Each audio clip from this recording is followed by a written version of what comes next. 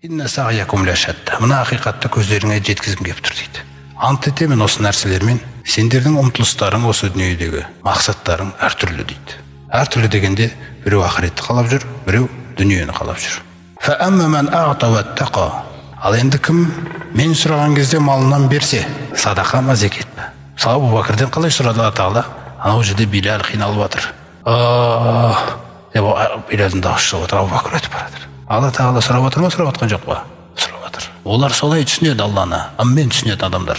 Сұрады Раббы, кім сұраған кезде берсе, уаттақо, абайласа, бермесем болмайды ғой деп, қорқам ғой Алладан десе, уассаддақа бил хусна, сондай-ақ пайғамбар арқылы келген Құран, жақсылық деп аталатын Құранда, жақсылық деп аталатын ертеңгі ақыретті растаса, яғни иман келтірсе деп жатыр.